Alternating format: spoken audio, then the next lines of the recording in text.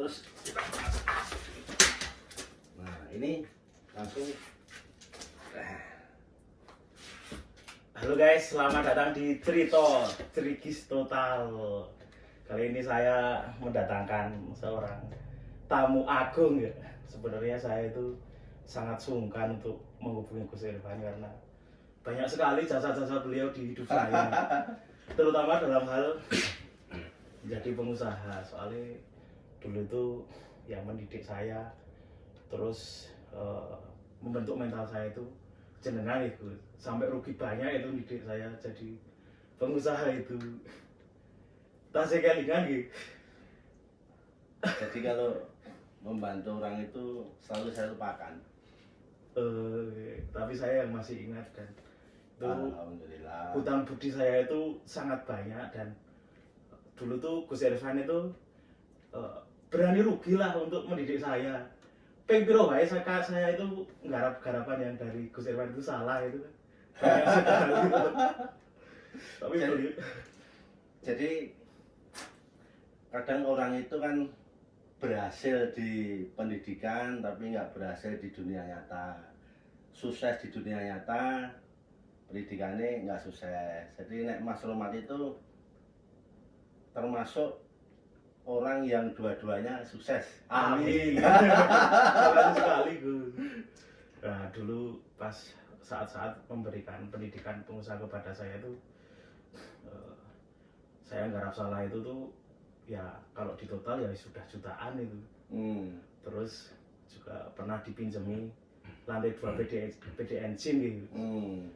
Nah itu aku ya orang bayar. Nah itu makanya beliau ini saya anggap sebagai bapak saya dalam mendidik saya dalam berbisnis gitu. Alhamdulillah. Nah, tapi ternyata ada fakta yang unik. Tapi sebelum masuk ke situ, saya sapa dulu. Selamat datang Gus Irfan. Ya. Jawabnya apa ya? Gas. Tadi dari tempat selir atau dari rumah ini? Dari istri kedua. Alhamdulillah melakukan sunnah Nabi. Jadi satu hari di istri pertama, hari kedua di istri kedua. Jadi selang-seling. Kalau selirnya? Alhamdulillah sekarang nggak punya. Alhamdulillah. Kalau dulu ya ada beberapa lah. Di satu waktu itu ada banyak. Cuman udah 6 tahun ini udah hijrah. Jadi bener-bener nyunah Rasul ini. Nah, karena saya tuh baru kenal Gus Irfan itu dari sekitar 2013 ya. 2013 ya.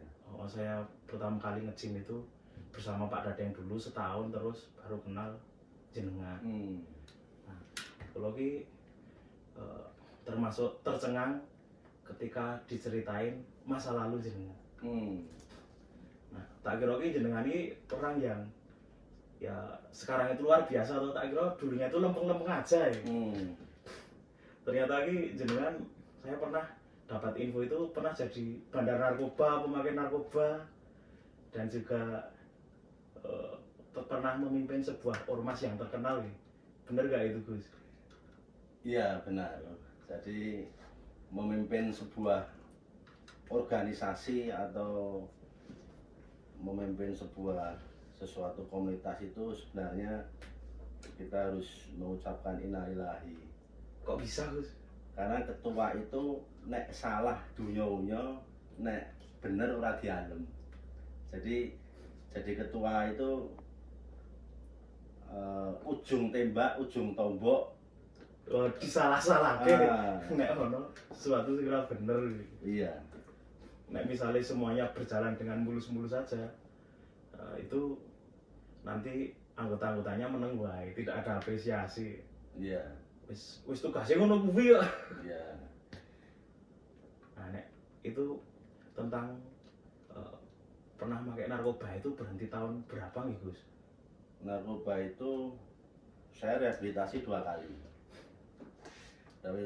Rehabilitasi 2 kali, keluar rehabilitasi itu masih tetap pakai karena memang nggak dari hati nurani.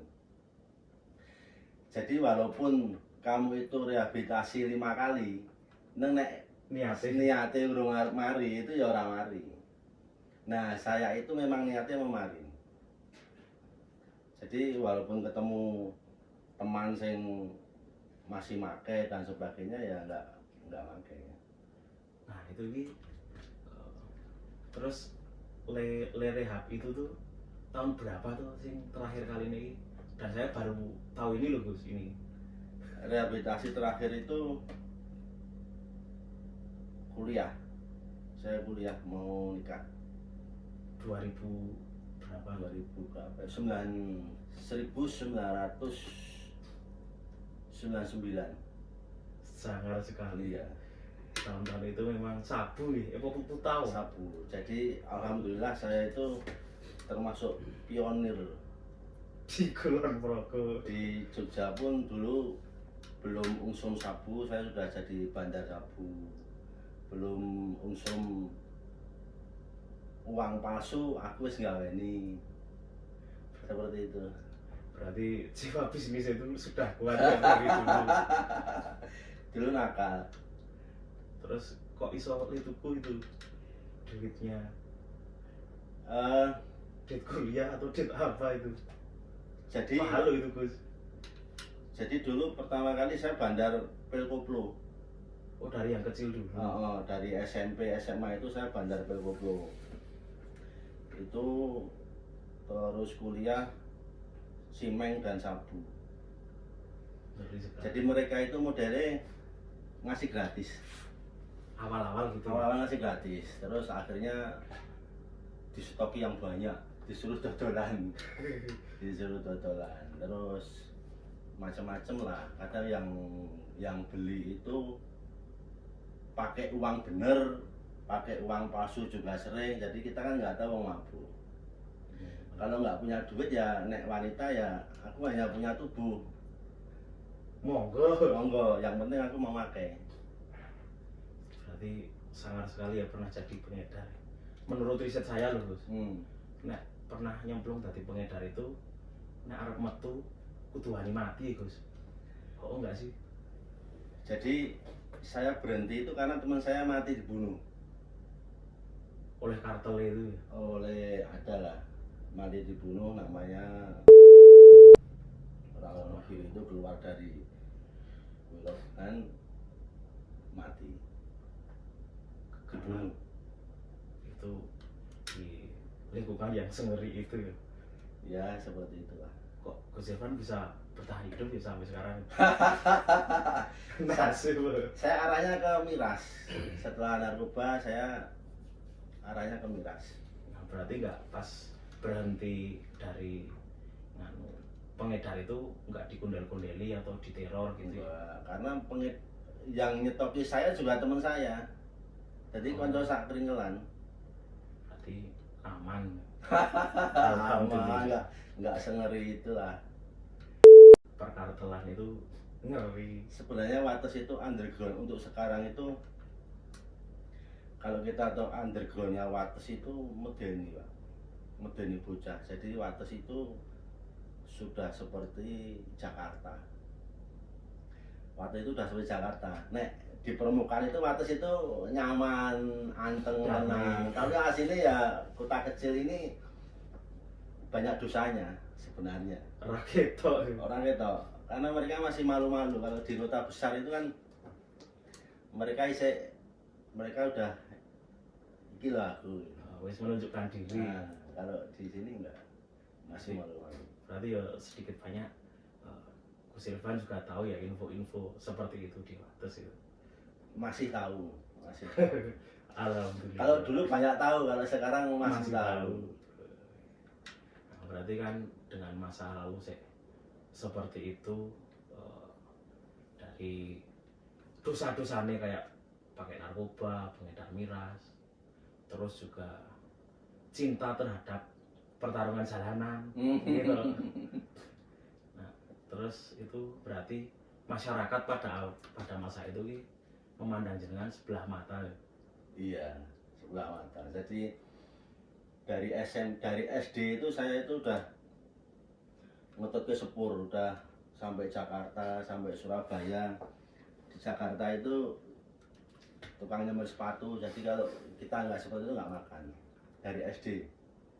Berpetualang. Ya SMP itu kalau saya nongkrong itu anak-anak muda yang nongkrong sama saya itu disusul ibu diparani wong tuane, kowe ora dolan karo Irfan. Nah, Sampai seperti itu. kasihan, jadi Irfan itu susah sebenarnya. Zaman dulu. Jadi Irfan sampai sekarang pun susah. Nah, sudut pandang kacamataku tidak susah. Enggak, jadi apapun saya merasa ya bukan so artis ya. Apapun yang saya lakukan itu Metro TV itu secara langsung. Seperti halnya saya ngobrol sama wanita. Ono sing nguro, wah kayak sing gini. Oh, banyak CCTV ini ya. Nah, padahal yang lebih nakal dari saya itu banyak. Masalah wanita loh ya. Yang lebih nakal dari saya itu banyak banget. Tapi karena populer, nggak sih kenal. Mungkin payu berita nih. Kan bisa keluar dari kehidupan sih kelam, terutama di dunia narkoba itu kan selain niat kan ada rehab. Rehab itu dari beberapa kali itu di sana itu dibiak itu Gus. Jadi awal masuk itu saya masih pakai, jadi masih apa ya, dalam keadaan isi apa ya, isi ngintip loh, isi ngintip. Jadi pengennya pulang terus. Di sana itu jam 1 dibangunin. Satu malam Disuruh mandi, disuruh wudhu, sholat tasbih sampai jam 8 pagi. Tasbih terus subuh, duha sampai jam 8 pagi. Jadi awal masuk sana itu saya ada di rumahnya Pak Kiai. Ada yang manggil, santrinya ada yang manggil saya, itu dicari bapakmu. Saya turun di dalam kamar itu ya seperti ini, 4x4 itu semuanya udah toto itu, wis baris mukuli saya satu-satu. Setiap lewat pukuli satu-satu. Itu mataku ngasih raur. Setelah saya hampir wis menyerah itu si ini apa jenenge kaki tangannya Pak Kiai ini nambani saya. Jadi cuma pakai daun disebul, itu sembuh.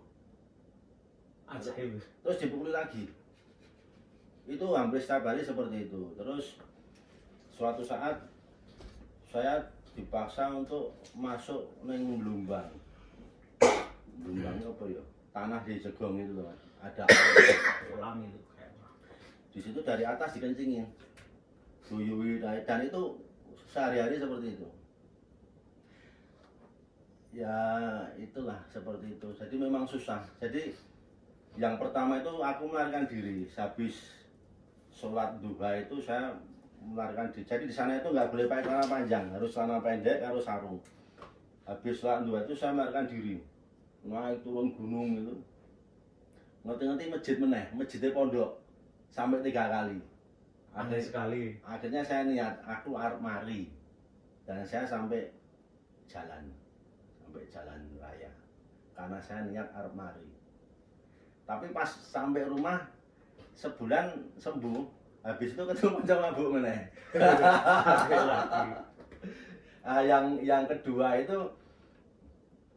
Yang kedua memang saya pengen sembuh. Akhirnya saya fokus ke olahraga, bela diri dan sebagainya. Ini masih di rehab itu di keprui gitu apa enggak ya? Awal aja, karena saya termasuk senior. Jadi di sana itu kalau apal Asmaul Husna 99, ya Allah, ya Rahman, ya Rahimu, ya Maliku, ya Qudus, ya Salamu, ya Mu'minu. Itu setiap maghrib, kalau Pak Kiai itu nggak ngimami, setiap maghrib, kan kita silo itu.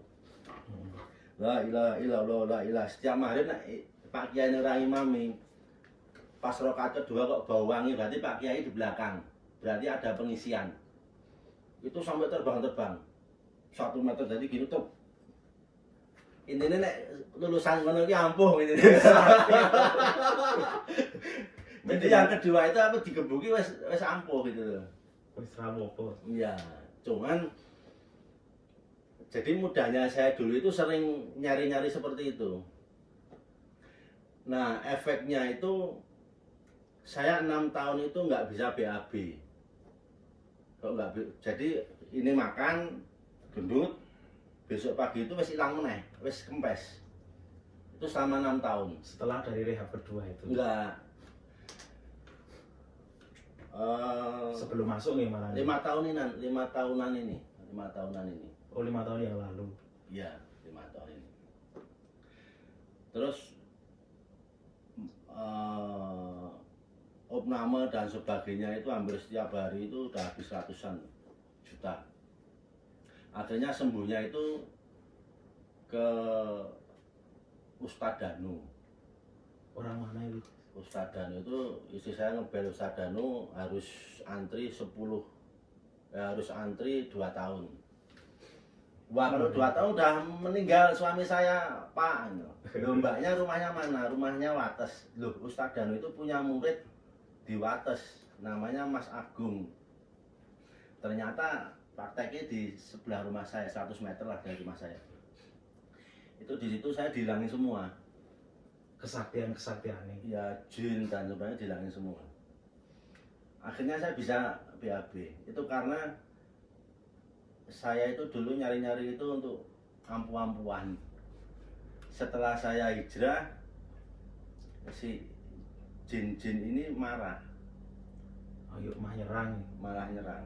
Jadi untuk subscribe-nya Mas Rohmat yang masih seneng klenik dan sebagainya itu nggak usah itulah, karena akhirnya pas kita tua, kita sudah lemah, kita sudah mau baik, itu dia akan nyerang. Terus tadi ra iso ngising guys. Macam-macam penyakitnya, macam-macam. Nang itu awake ra penak-penak ya itu. Mungkin banyak teman-teman saya yang ngerti lah, jadi benar-benar enggak fit katanya. Dulu Jadi kalau mau sehat terus, jangan hijrah, tetap nakal. karena Di saat kamu sudah tua, mau baik, kamu pasti penyakitan. Karena kamu mau baik. itu. Iya. Jadi biar kamu sehat, nakal lah sampai tua. Terus baru kualat. Nah, jenengan tadi pas di rehab pertama itu kan sudah pinter bela diri atau belum kok?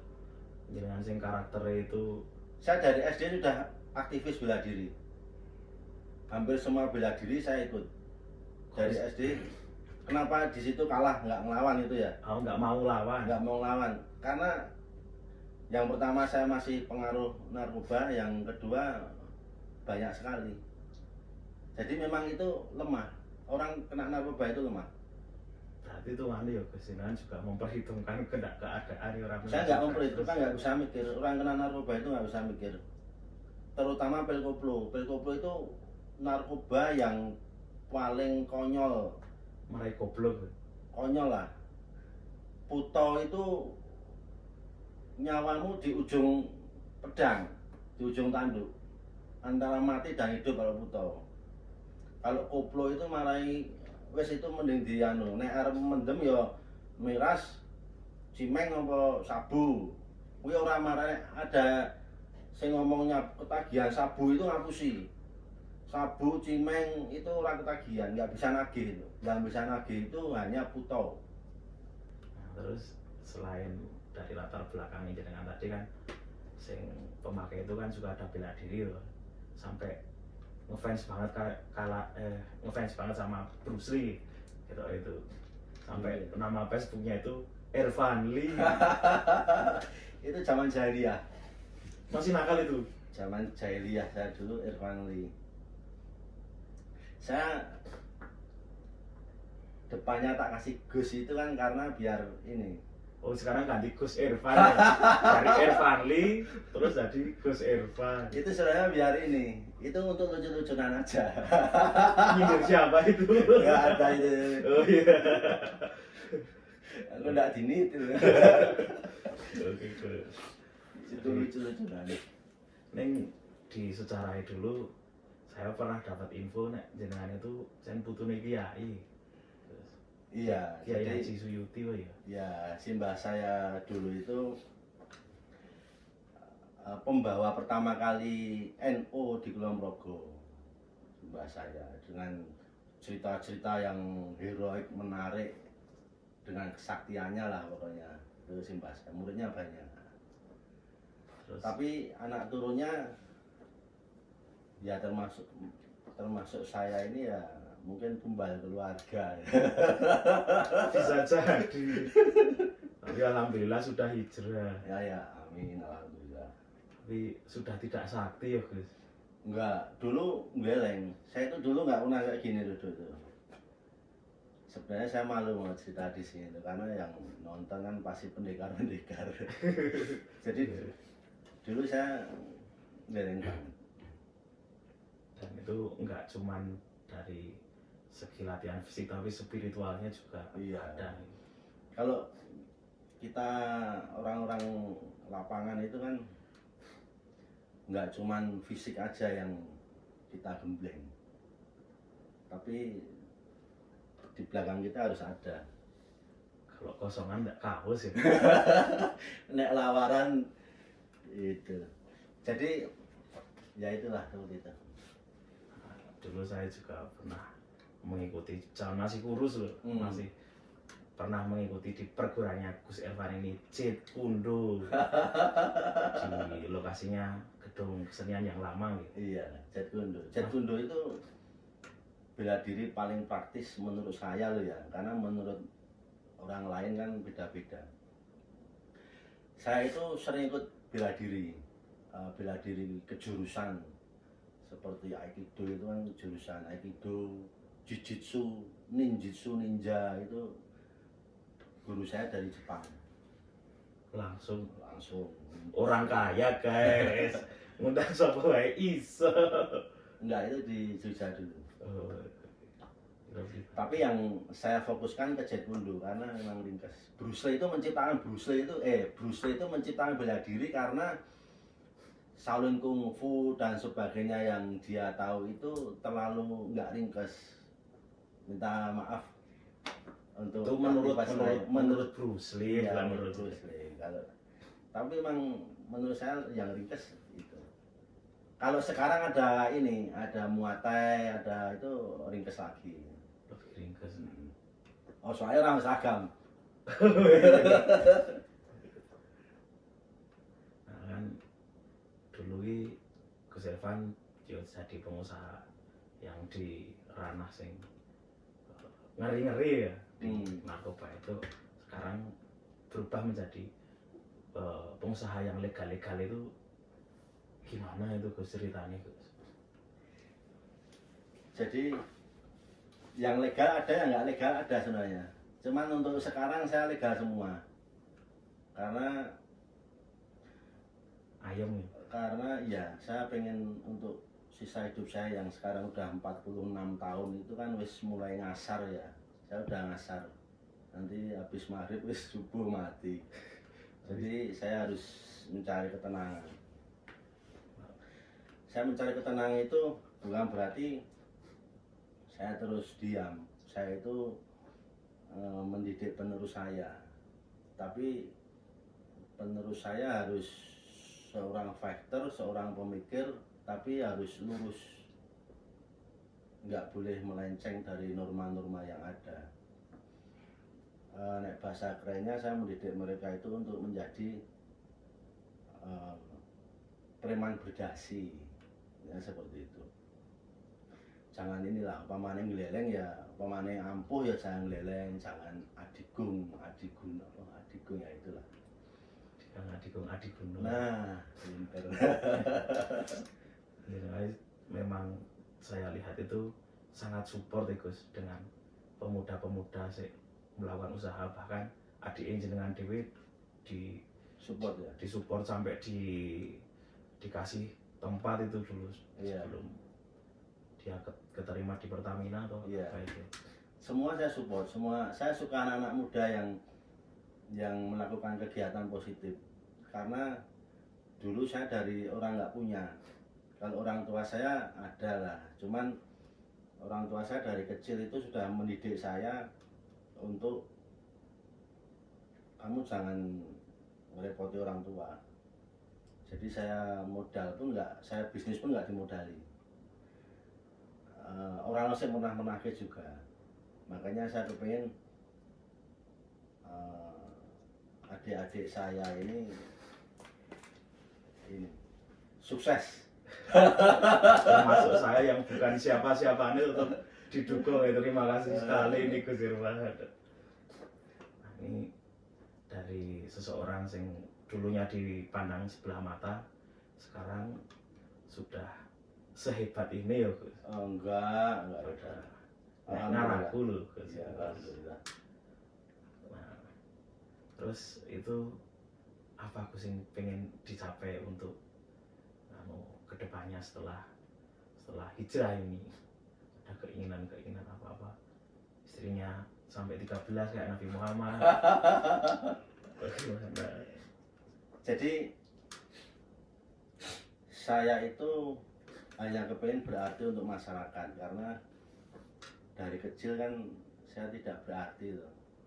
Masyarakat itu tidak ini, saya hanya pengen berarti untuk mereka. Sampai banyak sekali bisnis saya itu yang tak freekan, seperti saya kan punya fitness tuh. Banyak sekali yang tak bikin ke kartu free. Termasuk saya ya pernah mangga. Ada ratusan, karena memang ya bisanya saya seperti itu. Bisanya seperti itu. Bahkan saya punya bisnis itu bisnis bisa dikatakan bisnis sosial, tapi juga menghasilkan.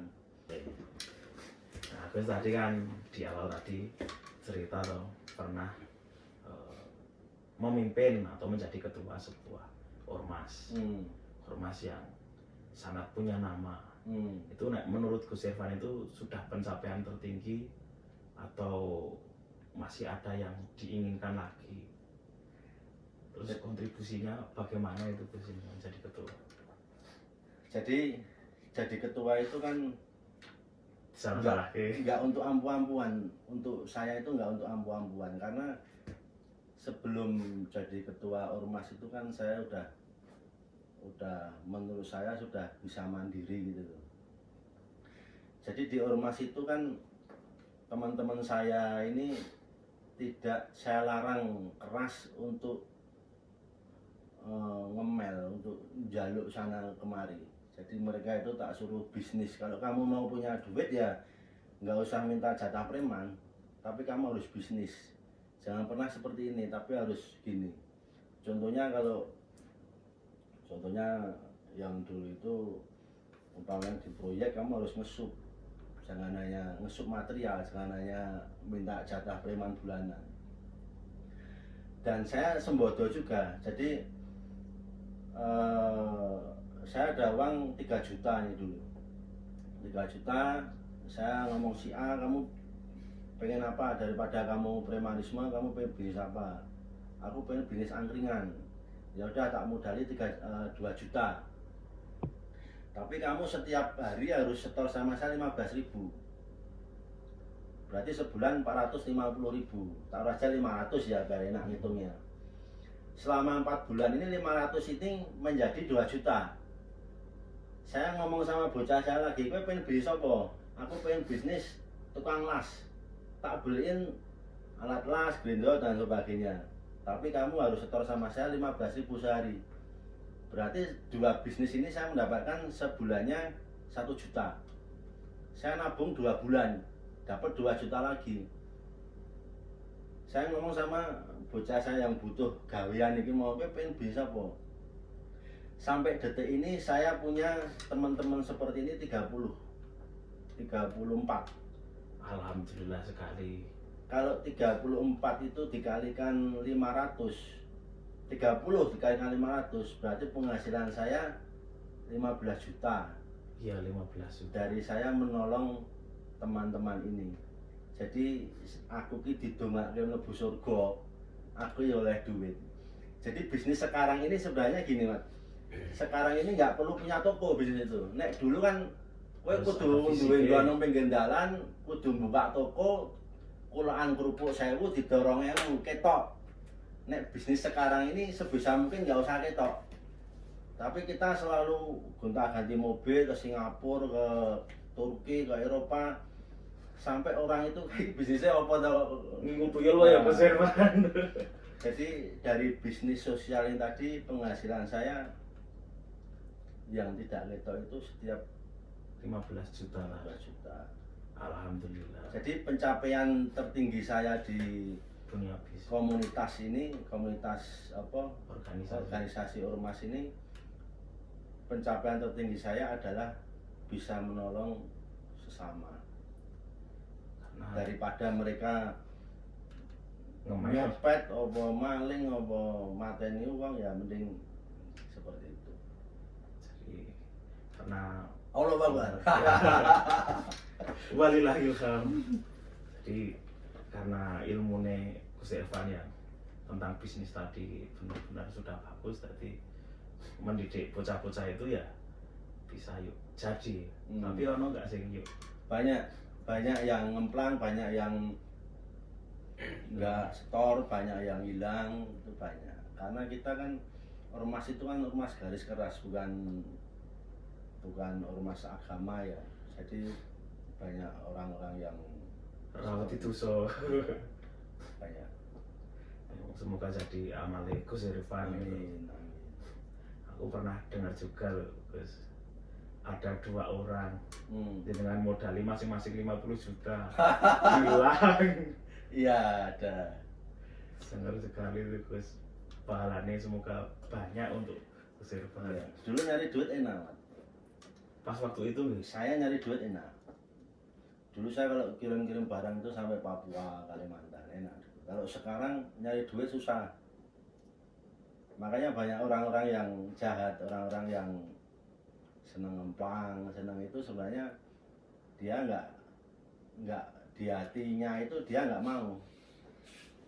Tapi karena kebutuhan, kepepet kahanan nih. kepepet. Iya, saya pernah merasakan itu. Berarti memang masa-masanya beda nih. Iya. Tapi jenengan ini bisnisnya kayak banget ya. Apa aja tuh Gus? Sampai kena kelingan ya. Bisnis saya itu banyak, tapi kalau sudah tidak menguntungkan ya tak tinggal. Sampai orang-orang itu sok dionekke saya itu. Itu bisnis orang apa ya jenenge? Ora wis suwe dan sebagainya. Tapi kan yang menjalani bisnis kan saya bilang mereka. Mereka harus ngomong apa terserah, wong aku kecil ya wis diomongi oleh karo wong. Slow. Nah, sekarang itu ini. Kalau kita selalu memikirkan omongannya wong nih, kita Mirzani itu udah bunuh diri. Wah itu hebat ya. Nah itu karena ya dia itu hidup untuk dia sendiri, bukan untuk menyenangkan orang lain. Setuju. Tadi saya menangi jenengan bisnis itu hanya bertahan beberapa saat itu bisnis impor bawang. Masih sampai sekarang bawang masih. Masih malah. Sekarang dulu Gudangnya aja yang tidak. dulu 1 hari bisa 2 ton. Kalau sekarang 1 hari paling 6 tonan. Enggak di Wates tapi di Jogja. Sangat sekali, alhamdulillah ya. Ya, Semoga panjang umur.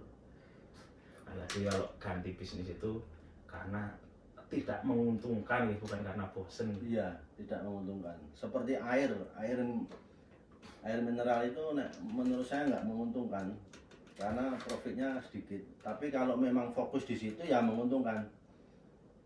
Kalau saya yang pertama karena harus usung-usung. Kalau usung-usung saya ininya sok sakit apa tedun apa itu.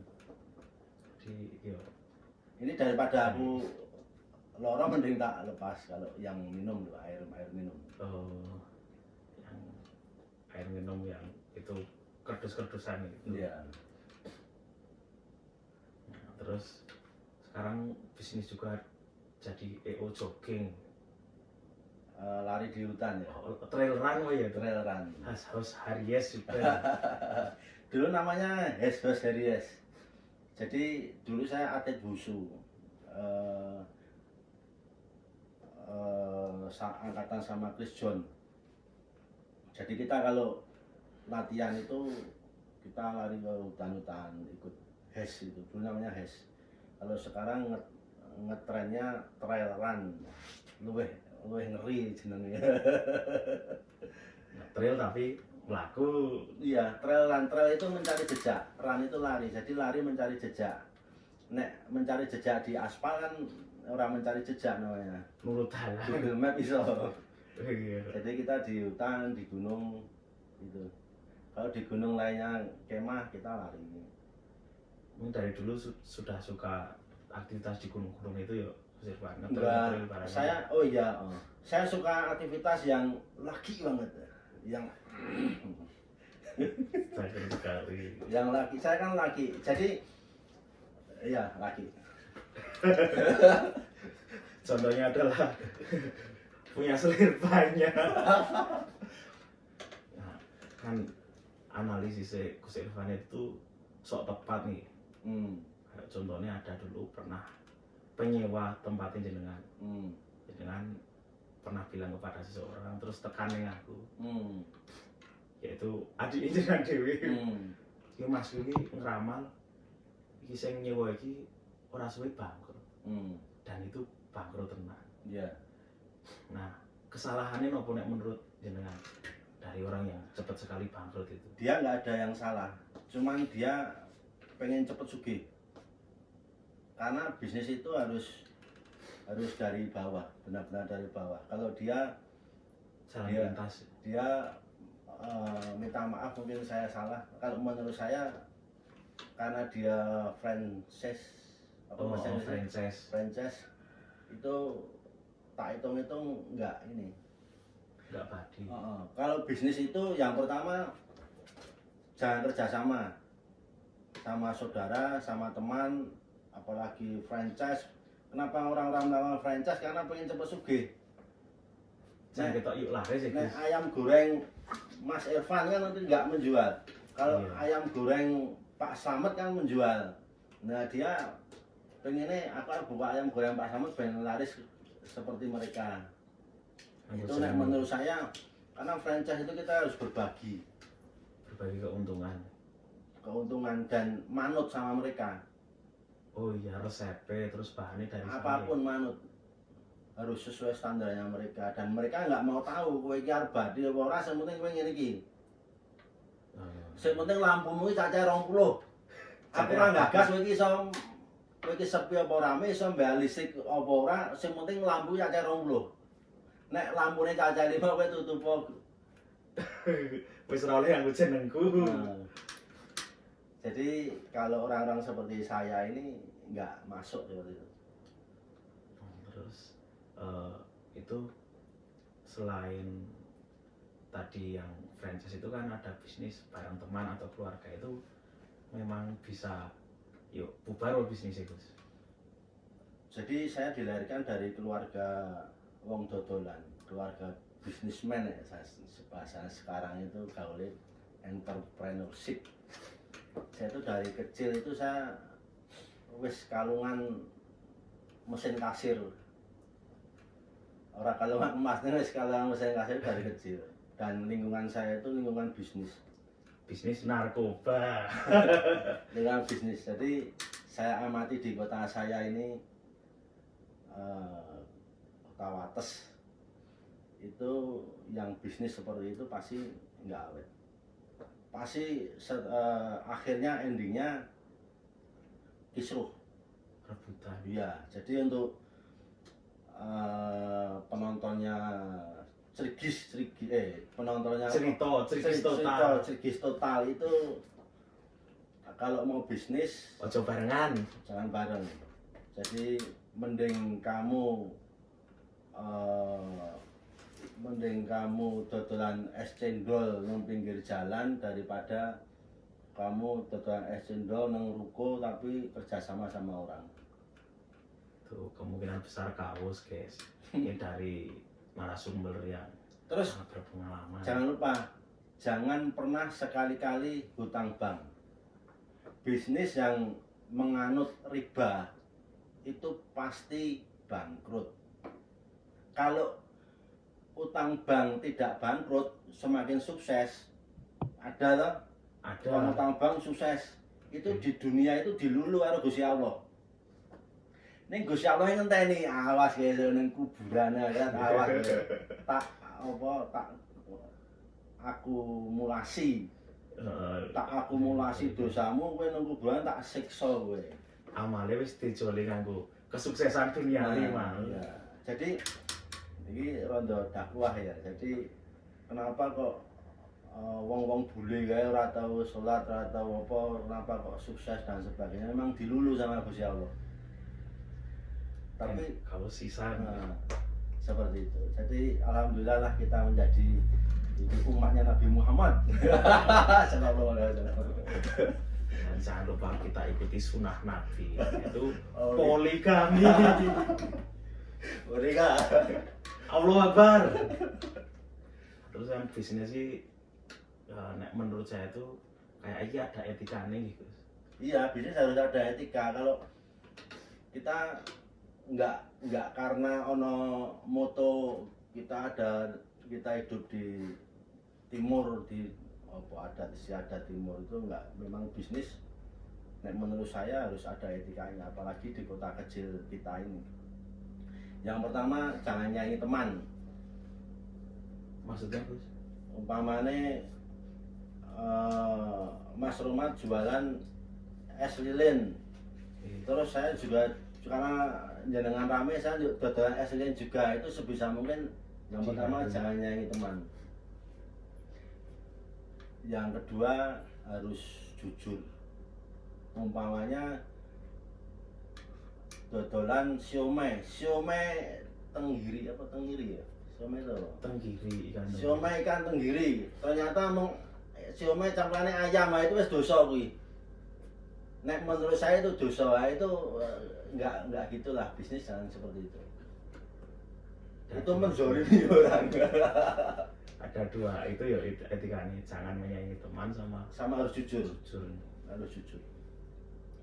Dan kerja keras. Terus kalau ini pengalaman saya ya, bisnis nek gonta-ganti itu nggak akan sukses. Bisnis harus sesuai fakmu. Seperti apa ya, nek kamu bisnisnya iki skripsi oleh kamu bisnisnya ini skripsi, kamu jangan pernah bisnis nambal ban, jangan pernah punya bisnis angkringan, jangan pernah punya bisnis dodolan gorengan, itu nggak akan sukses, kamu nggak fokus. Kalau kamu skripsi ya kamu skripsi aja, nek perlu kamu buka cabang nang Bandung, kamu buka cabang nang Jakarta, buka cabang di mana gitu, pakai web sekarang, nggak usah kita perlu ke sana. Kamu fokuskan aja iklan itu. Itu terbukti saya buka studio musik 7 Enggak, hari kukuh. Saya utang nggak? Riba nggak ini? Enggak, Oh, ikut. alhamdulillah. Neng nganu iki gedak wong tuwa didolke sapi. Ini hebat kok, Mas Romat itu hebat. Saya tahu Mas Romat itu dari dulu sampai pencapaian sekarang ini, gitarnya ada berapa, terus punya ini. Biar jaluk kita rati tuh kok oke terus itu. Dulu Mas Romat itu kalau ini ingat potong rambut belum bisa, orang duit nggak potong rambut. Oh iya pernah dikai Gus Herman 20.000 dari Mas Hadi. Ingat Mas Romat? Ingat Gus. Sampai sekarang udah punya AC 2 PK dan itu udah istimewa. Itu belajar dari Gus Herman. Nah kalau misal orang melanggar etika bisnis tadi, akibatnya bagi orang yang melanggar tadi apa Gus? Sebenarnya nggak ada akibatnya, cuman sosial aja, cuman gini loh, yang kamu ini jadi, oh ternyata seperti ini loh, jadi akan renggang hubungannya. Di konsolnya akan berkurang, yuk rezekinya juga berkurang. Walaupun tidak berkurang, walaupun tetap berteman, tapi itu beda. Setuju. Tetap beda. Jadi saya itu dulu punya teman 5.000 orang. Di saat saya susah itu ya tinggal satu teman saya. Ya itulah teman. Jadi kalau kita mau tahu temanmu ada berapa ya yang di saat kita susah. Pas kita susah itu. Iya. Nah, terus kan kalau dalam berbisnis sih ada orang-orang yang pertama saling melanggar etika bisnis itu, kayak kita dodol es lilin, terus konsolnya dhewe iki mah melu dodol es lilin. Terus ada juga orang-orang lain yang pengen menjatuhkan nama bisnis kita. Nah, itu kapan kita harus ngelawan balik, terus kapan harus meneng wae Gus. Kalau zaman dulu tak kisruh kuwi. Tak kisruh sak keluarganya tak kisruh. Kalau kita membicarakan kan Mas Roma tanya sama saya ya. Kalau dulu seperti itu. Kalau sekarang Pilih-pilih ya. ya kita doakan aja. Semoga masuk surga. Tapi sementara Ya kita nggak bisa apa-apa. Jadi kalau saya mending saya diam kalau sekarang ya. nek sing cah nom-nom do bisnis Gus. Itu Gimana? nganu kita kudu ngisruh dan orang ngisruh itu tuh pas situasi kepiye. Pasti Asal nggak melanggar etika, nggak nyenggol kita aja. Kalau nyenggol kita ya kalau bisa dibilangin. Kemarin itu kan juga ada yang nyenggol Gus Irfan itu, ada bocah itu, dan Gus Irfan meneng wae itu, enggak yuk terus ngelek-elek genting ngelek-elek sananya gitu. Tahun berapa itu? Ya baru saja Baru Gus. saja. Jadi gini, saya itu punya bisnis karaoke. Setelah saya ketemu si muridnya Ustadz Danu tadi, ada yang marah di depan saya itu diem. Ada yang ngamuk, ngisruh dan itu saya diem. Jadi nek Mas Romat bertanya tentang itu sekarang itu saya mending diem. Iya. Saya diem karena arep ngopo toh? Pokoke damai lah. Kadang teman-teman saya sing ora trimo. Dipeng barang yo diem ya Gus. Itu. Itu sebenarnya saya bemper. Saya itu ya itulah. Kita harus menjaga etika guys dalam berbisnis. Ndak uripe iki jadi ruwet dan ra tenang. Iya. Istilahnya. Untuk seumuran saya mencari ketenangan. Mencari ketenangan. Nah ini kan Gus Irfan kan seorang ahli bela diri. Nah, kemarin-kemarin kan yang musisi tak kondo nyanyi, tak kondo ntar kayak Mas Kuplo itu nyanyi. Nah sekarang untuk seusia segini masih bisa sedikit demonstrasi apa enggak ini Gus? Kalau seusia saya itu kalau saya diganggu orang saya cukup ngomong sama anak buah saya. Sudah Saya beda ya. Kalau Untuk suruh podcast demonstrasinya masih bisa. Tapi kalau untuk di lapangan saya cukup ngomong ini teman-teman junior. Mau demonstrasi? Oh ya Gus, penasaran nih. Tangan kosong apa pakai apa? Pedang. Sing keren lah Gus. Oke, siap. Kok cengeng yo apa yo? Kok ini sih? Iso. Senyum. Muat lagi. Muat. Ini loh, gue.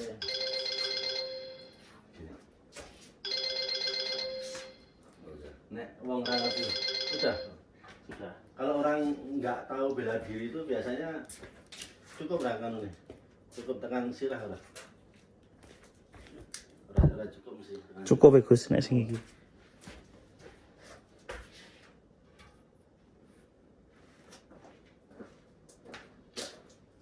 Mulai dari awal. Yes, cukup kan? Kan sirah. Cukup.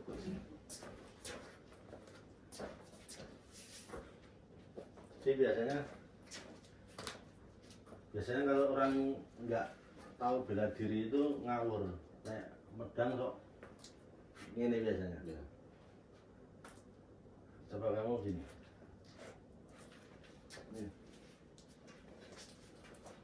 Ini maju. Jadi ini tip untuk teman-teman yang ini musuhnya pakai pedang. Jadi kalau pakai pedang kita jangan jaraknya jangan segini itu pokoknya udah Nah, ini kena kita. Kalau pakai musuhnya pakai pedang, kita harus mendekat. Jangan malah menjauh. Nek menjauh dia kejar lah. Nah, ini. Coba pelan aja. Kamu maju lagi. Oke, yuk. Ulang. Kita mendekat. Ulang. Nah, mendekat. Terus. Nah, ini langsung. Seperti itu. Tuh. Thank you sekali guys. Tuh, episode kali ini cukup sekian karena Gus Irfan sudah diteror ini oleh kliennya mungkin atau siapa. Sampai jumpa. Allah Akbar. Waalaikumsalam.